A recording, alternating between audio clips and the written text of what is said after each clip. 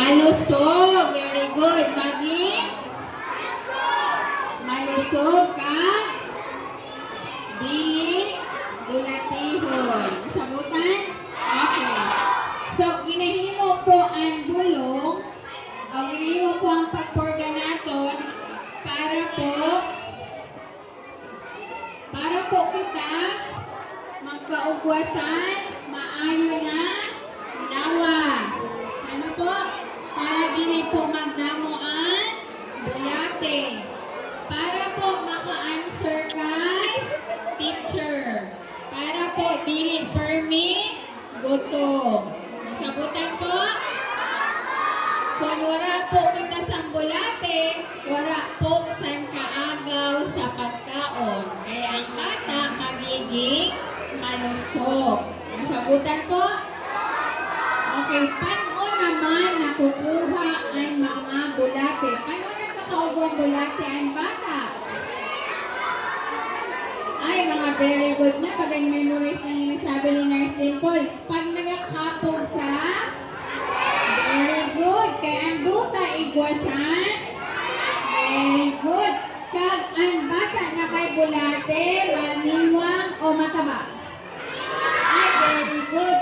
Tapos, ang mga bata na walang CR, di nagaulo sa kaya ang duta nakatamakan sa bata pakadto sa duta. May ugunan uduan. Duta. No? Yan. Ang bata nagkanamsan duta. May udo ang duta wara.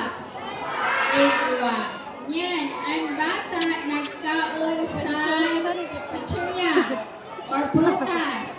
Nahulog sa duta. May udo ang prutas na nahulog o wara.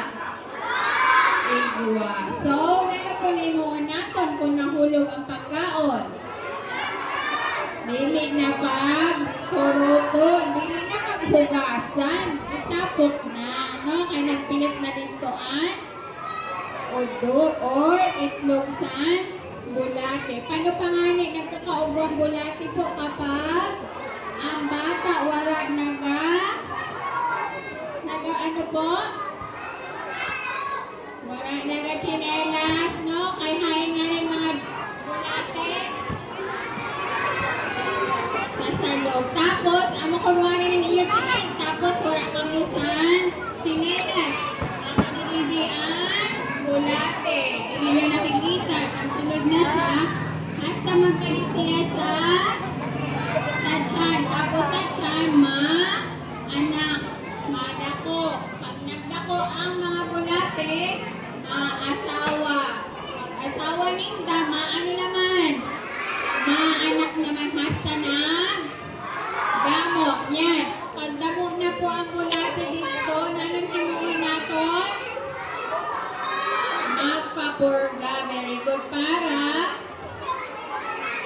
Para dili na sinda magdamo. Para maglabas sinda sa tiyan. Okay? Kapag po ang bata may mga bulate dito, ano po yung mga sign? Una po, payat. Panduwa, dakuan tiyan. Payat siya, pero dakuan tiyan. Kita daw kaklase niyo na payat na dakuan tiyan. Ngayon kay dakuan tiyan niya, kay didikanan ang mga anak sa bulati, dakong-damog na. Ang bulatiho na bata, perme, gutom. Sino ang perme gutom? Bulate. Opo, ang mga bulate, perme na sinagutong kay dakong-damog. So ikaw, di ba nagkaon pa lang kita sa feeding? Nagmerienda pa lang kita. Tapos gutom dahil kita. Ano kay gutom kita kay? Ginagaw sa bulate ang imo kinaon. So imbis na pakadaan sa imo, magkadto ang nutrients sa lawas mo pakain. Sa bulate. Sino ang nagtaba? Ikaw o ang bulate? Okay. So, sino naman ang dili pwede mag-inom sa pampurga? Ang dili pwede mag-inom, dili ko kami painomon. Una, kapag may sakit ang tiyan. Sino rin yan may sakit ang tiyan yan na? Nagasakit. O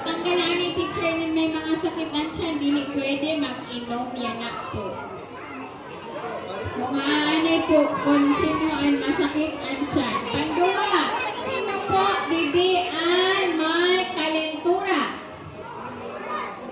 Kada kung sino ang may kalentura. Ta, sige, tumaas na. Ano po, teachers? Okay, pangtulong. Sino po ang maluya ang lawas? Ay, hirapan niya na. Hindi masyado masigla. Ngayon, kaluya-luya sa lawas. Magandang kasakit. Sino po? Ikaw? Maanan? Ngayon, mga pangatsag mo, tinakalinturahon ka. Oh, ang nakabatsag po si Nat, hindi pwede mag-inom yan na. Nakasabutan po. Sino man didi ang ginkalentura pa lang last week. Last week ay kalentura. Hindi anay pwede po, no? Ang pwede lang po ang malusog yan na. Okay, another. Sino po didi ang naga-udo-udo yan na? Nagasakitan siya na tika-udoon.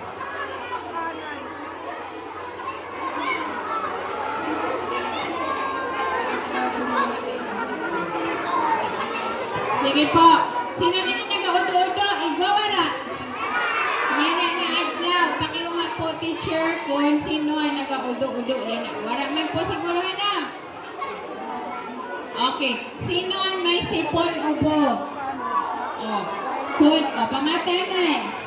Kung may sipon ubo, okay lang po. As long as wala po kalentura. As long as dili po malain ang pamatsyag. Okay po? O, sino naman din may ginainom na bulong like antibiotic, nagpatusok pa lang, nag-anti-rabies. Ito sinawala. Wala pa? Wala din siya nagpa-immunize? Okay. Kung wala po, pwede po mag-inom. Ready na po? Okay. Tanan po ba may tubig? Teka lang, ano mga bulong niyo? Hawid nyo na po.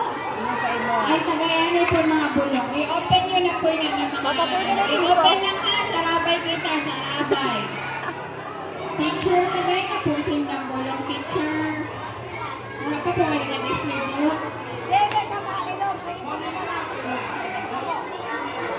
Dili. Sarabay po. Ganun po usually. Tama na. May 7 minutes. Pinadahan mo man.